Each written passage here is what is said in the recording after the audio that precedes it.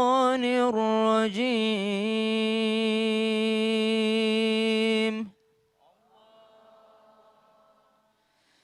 بسم الله الرحمن الرحيم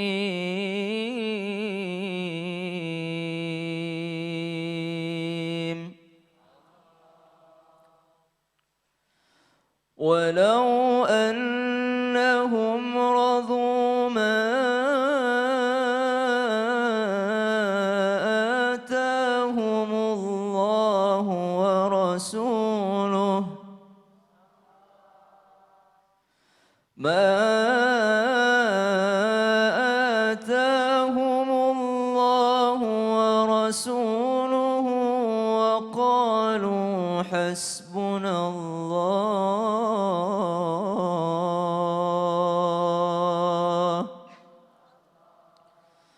وقالوا حسبنا الله سيؤتينا الله من فضله ورسوله إنا إلى الله راغبون.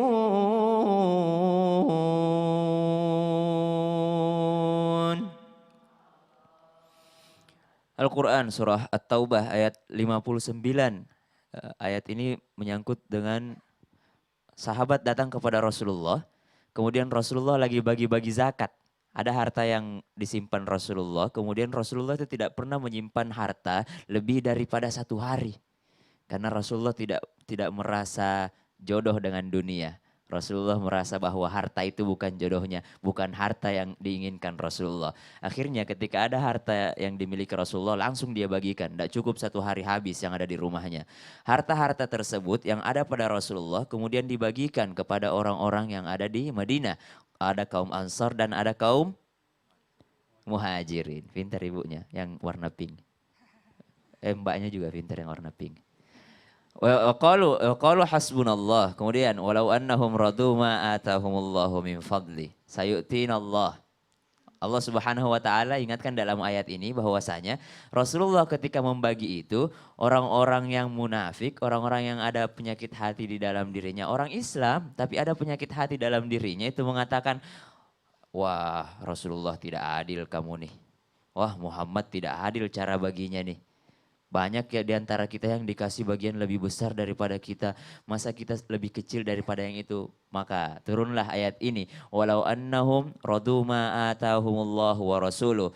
Janganlah kalian mengatakan Nabi Muhammad tidak adil. Nabi Muhammad itu sangat adil. Dan apa yang harus kalian lakukan ketika sesuatu tidak berjodoh dengan kalian. Artinya apa? Sesuatu kata Imam Hasan Al-Basri begini.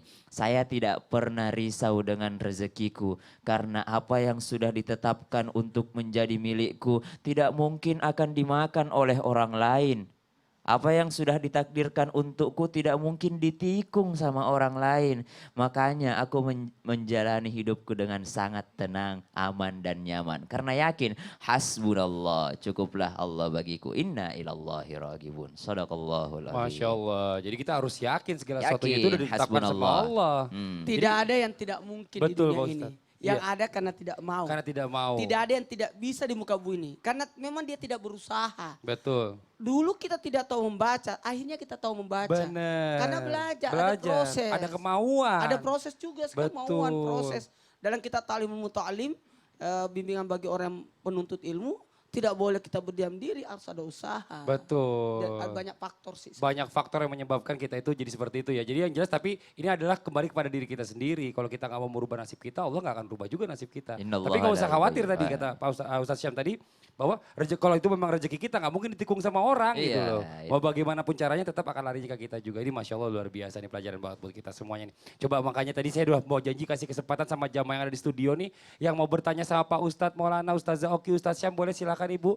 Angkat tangannya Bu, boleh Bu angkat tangan Bu. Yang mana? Oh sebentar, banyak banget alhamdulillah ya Allah. Coba yang ini dulu deh, yang dari Makassar nih Ibu mohon izin silakan. Makasih. Assalamualaikum warahmatullahi wabarakatuh. Waalaikumsalam warahmatullahi wabarakatuh. Nama saya Andi Bulan dari Majelis Taklim Babul Jannah Makassar. Iya Ibu. Saya ingin bertanya sama Ustazah Oki. Sama Ustazah Oki boleh Ibu, silakan. Begini, saya punya suami ini Pak Bu Ustaz. Bu Ustazah belum kerja sampai sekarang. Iya. Terus ada sepupu sudah berhasil sukses dipanggil saya punya suami untuk kerja. Tapi kayaknya belum ada jodoh kerja sama sepupu. Makanya saya punya mertua menasehati belum ada waktunya untuk kerja sama sepupu daripada berantem selalu.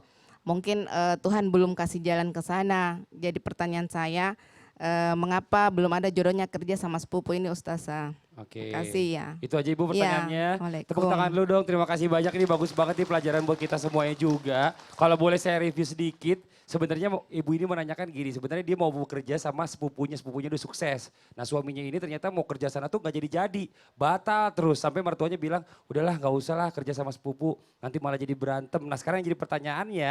Boleh sedikit diambil gambaran Ustaz Zoki.